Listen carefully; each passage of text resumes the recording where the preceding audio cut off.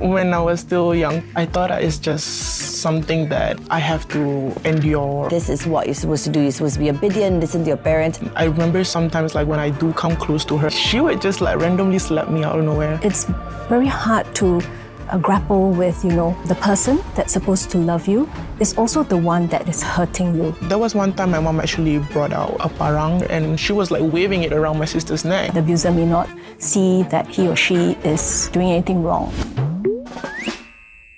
Hi, and welcome to another episode of Pantang where, sometimes people get a little bit afraid to talk about certain things, but here we're not. I'm Azura. And I'm Fauzi, and today's episode is a little bit sensitive one. We are talking about growing up in a household affected by violence and abuse, and how for some, that can involve experiences of harm and instability at home. How does that shape the way you see your family, yourself, and what is care supposed to look like? Today, we are joined by Lorraine Lim from Singapore Council of Women's Organisation and Nara, who will be sharing their personal journey navigating these challenges. And we'll be letting the cards lead our conversations. So we'll start with the first one. Let's go.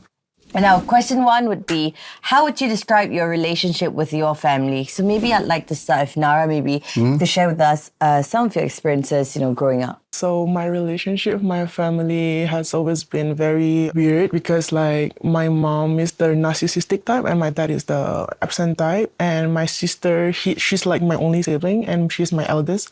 So she's the jealous type. So it's like not a good dynamic at all because like in the house there's nobody for me to actually rely on or take cover from like when everything's happening at home. My mom, she used to be okay at first, like when I was younger, but like as soon as I start to like grow up more, then she wants me to be at home most of the time with her because like my dad has started like not coming home often, and then my sister, and then after that me, because I have like a lot of jobs that I was doing at that time while also schooling. So yeah, it's really bad. During the time when you're facing all this, do you think that it was something normal for your family to go through such behaviors at home? At the start, yes. When I was still young, I thought that it's just something that I have to endure. When I realized that other people have it differently, then I was like, wait, why is my family like this? Do you mind sharing some of these experiences or things that happen at home, interactions with your mom, your dad, your sister that made you feel like, hey, you know what?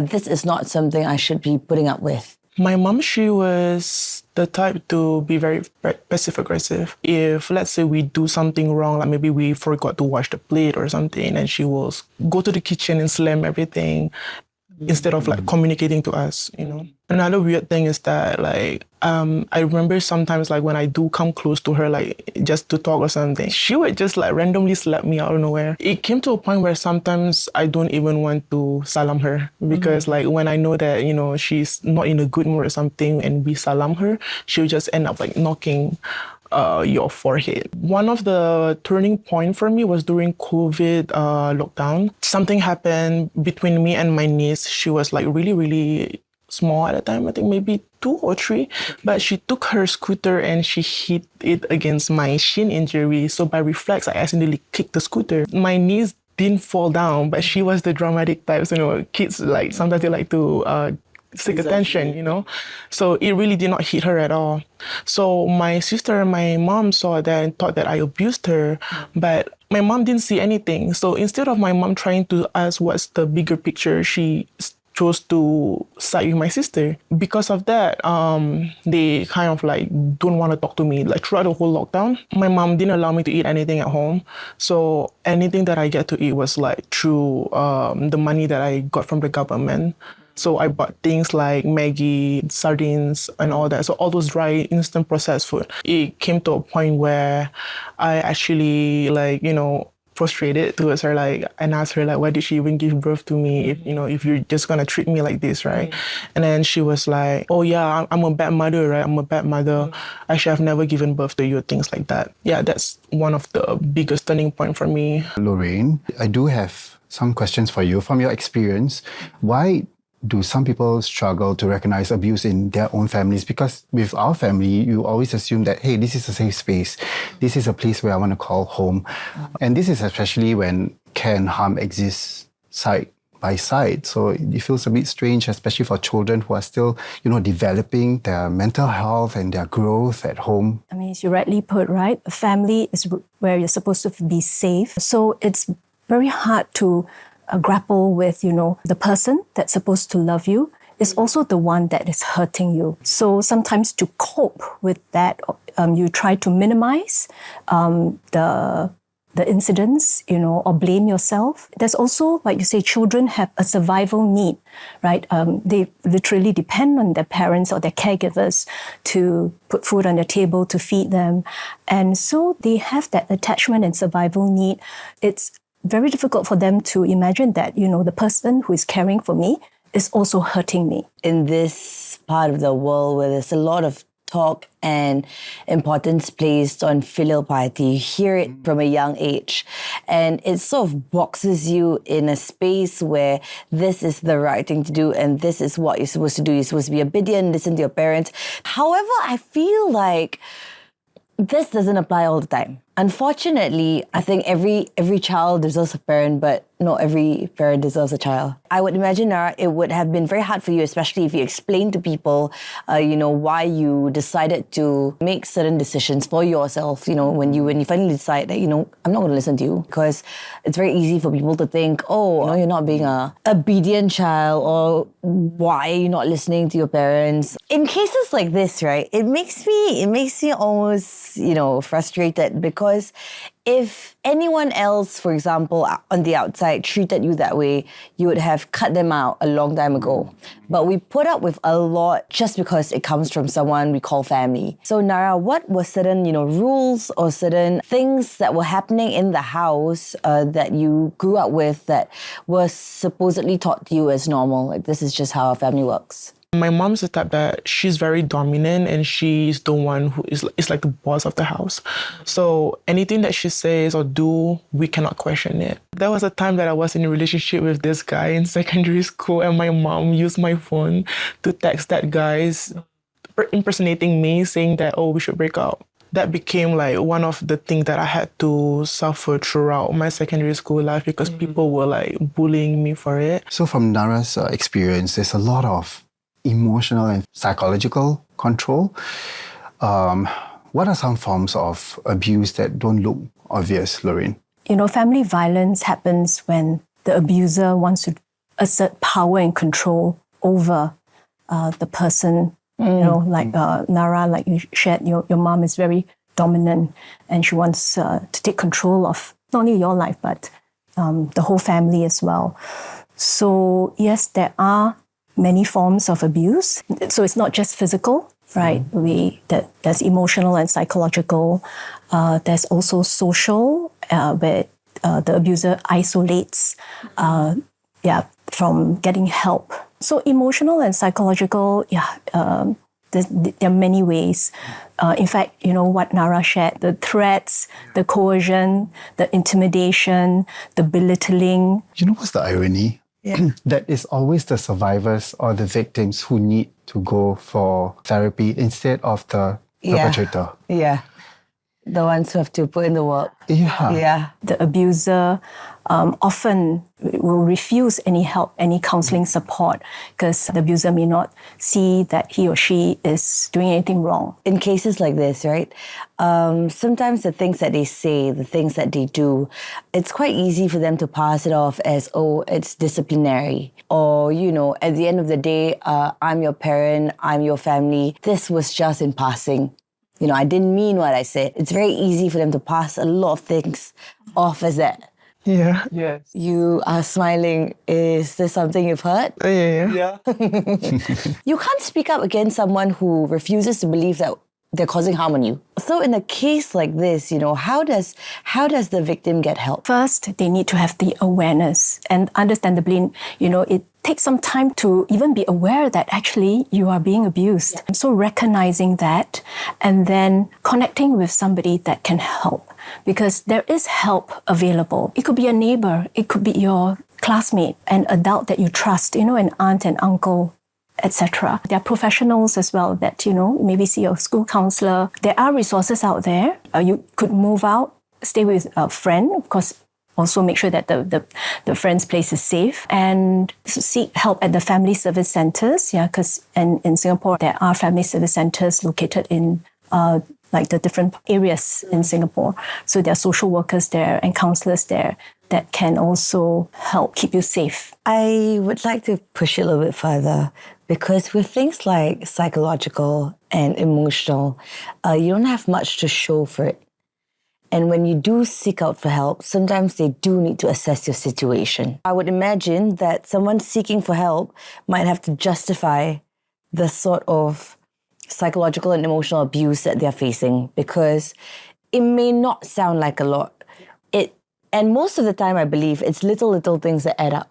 It's very hard to quantify this and to explain this because the system works in a way where they do need to see some sort of, So in a situation like that, I would imagine as well, some people might get turned off or, I seek for help and they almost invalidated my experience, for example, because, I have to give this proof, that proof, justify why, how I feel. What would your advice be in a situation like that? I think it's important to try to collect evidence. Yeah, because you rightly put, how do you show psychological and emotional abuse? Yeah. So if you want to, like, for example, apply for a protection order from the court, it's good to show evidence, for example, like text messages, that show that, the abuser, has said harsh words, made insults, made threats. Yeah. So screenshot those and maybe audio record or video record. Perhaps audio record is more discreet. Yeah. So things like that. Shall we move on to card number 2 Let's go. and carry on with the conversations? Card 2 says, was there a moment you realized your family's struggles affected your own mental health? Yeah.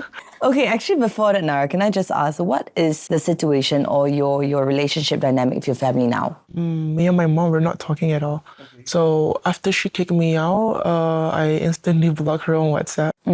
Because I know she's just going to send me a barrage of a lot of insults and everything. My dad, we didn't talk until a month later where he called me after I got kicked out.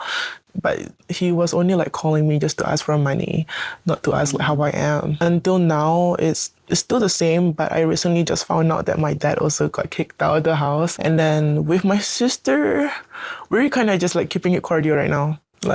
We're just trying to do what we can as daughters to help with my dad. At which point, growing up, did you realize that all this had affected your mental health? 14 actually. Yeah, 14, yeah. Because that's when I started to actually self-harm myself. When my family found out about my struggle, my mental health and all that, they actually demonized me. So instead of actually being there for me, my mom started talking about, I thought I've given you enough. So why are you still doing this kind of thing?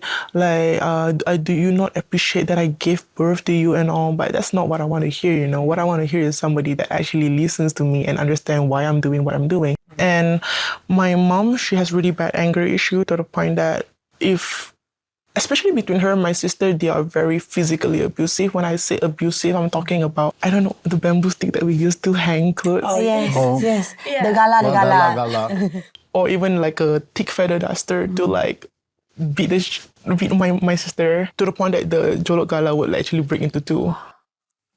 There was one time my mom actually brought out a parang because my sister did something. Granted, she made a very big mistake, but my mom, when she's angry, she loses all sense of logic and all that. So she ran to the kitchen and fought with my sister, and she was waving it around my sister's neck. So I went to her, I said to her, Mama, please calm down, istighfar and all that. Because we come from a very religious family.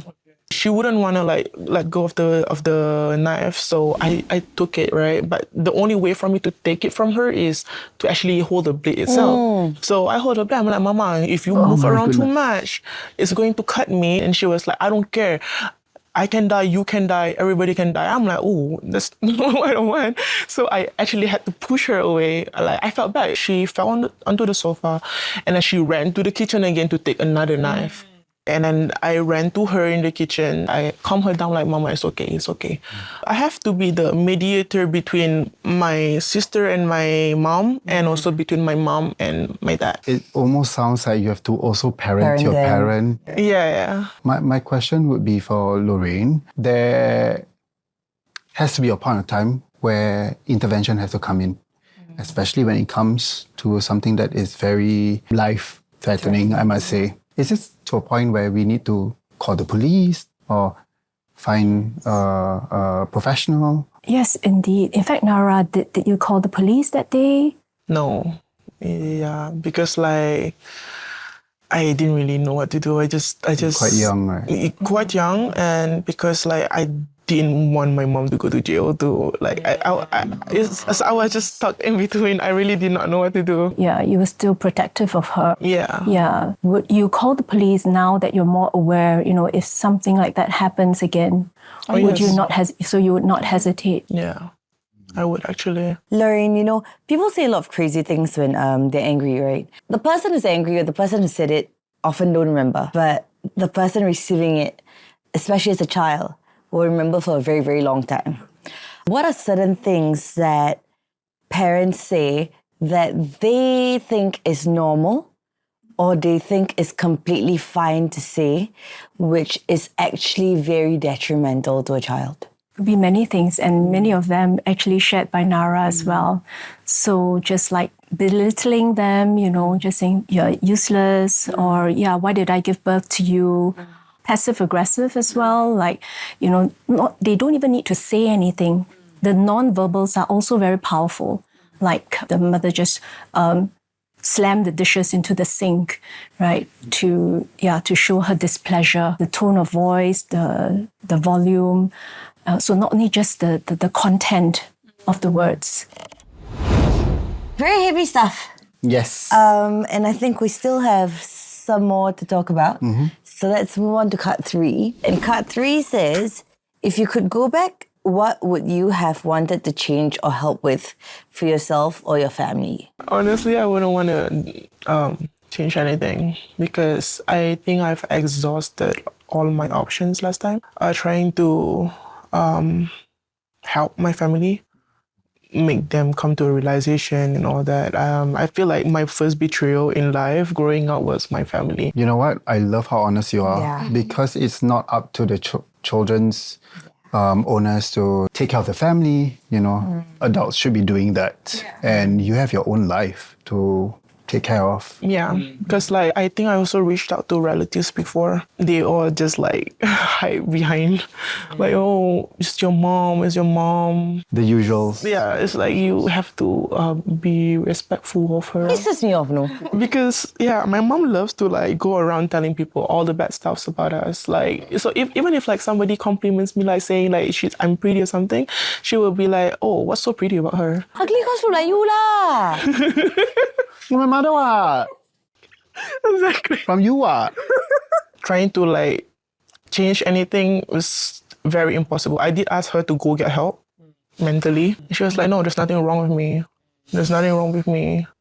So I'm like, okay. Lorraine, for children, right, home is a safe space. I think a lot of times when people say things like children should always, respect their parents and, you owe everything to your parents, especially when children decide that enough is enough and that they're not going to have anything to do with family anymore. I think there's a lot of negative stigma and a lot of blame is put on the child. But I believe, very honestly, that every child would always look for their parents and would always want their parents, no matter at what age. And if they had to make the decision not to, there must have been something that had gone wrong. For children who are, 7, 10, 12, they're vulnerable. They are still yearning for that love. And so I think a lot of time you go through stages where you try to please, you try to make excuses for them. In a situation like that, what can a child do? Unfortunately, children are not capable to keep themselves safe. They depend on their caregivers for everything, right? So how do they remove themselves from their caregiver when they need the caregiver. Because, like Nara earlier, she never called the police on her mom because even in that situation, instinctively as a child, you just grew up loving your parents, and even in a situation like that, you're still trying to protect them. Yes, exactly. So we have to step in, and, your niece is lucky to have you, to have her mom, her own mom, who is watching out for her, and even the school counselor. They need our protection. They may not even understand that they are being abused. So in the case of when things like that happen at home and the child decides, you know what, I'm going to report my parents, what will happen to the abuser and what will happen to the family as a whole? There will be intervention to make sure that, there's safety for the whole family. So there is support out there. As mentioned, the family service centers, the police, and there's the law that will protect us. So applying for a protection order, usually when there's a protection order, there's also a mandatory counseling order that all parties have to go for counseling, right? Not only the survivor, but also the abuser. And if they can't stay safe together, then there are shelters. So at SCWO, we run the Star Shelter that basically is a safe place for women and children to be at for a period of time, around 6 months, to be safe from the abuse. And there are also children's homes out there for the children to be safe for a period of time, and foster families as well. There are kind families out there who will take care of these children until it's safe for them to return. Do you think sometimes people hesitate to get help because they recognize that at the end of the day, they still have to see these people and they're afraid that it would come back twice as bad for them? Yes, there is that real fear. If it's your mom or your dad, right? You will still see them. I mean, many still want to reconcile, hopefully, safely. It may take time, but with the right help and support, can work towards that. Do you have some advice for the people who are watching? Who are maybe going through something similar? I think at the end of the day, don't blame yourself, because it's not something that you should blame yourself. It's something that I have to still work on, because growing up, I think that I was the problem. When I became older, I realized that I really just was a kid that just wanted love and proper guidance, and also get help, like whatever Lorraine mentioned just now. Thank you so much, Nara, for sharing your story. It's so brave of you, and Lorraine for guiding us. Thank you for the opportunity. Family is supposed to be a place of safety, right? But sometimes they are the ones who hurt us instead. Staying silent doesn't mean like you're protecting it. It's you're even causing a little bit more harm. It's true. And I think conversations like this is how we begin, to change that by breaking the silence together, right? For sure. If you're watching right now, if you know someone who needs support, we've shared the links and resources in the description. Till next time, take care of each other and see you in the next episode of Pantang. See you.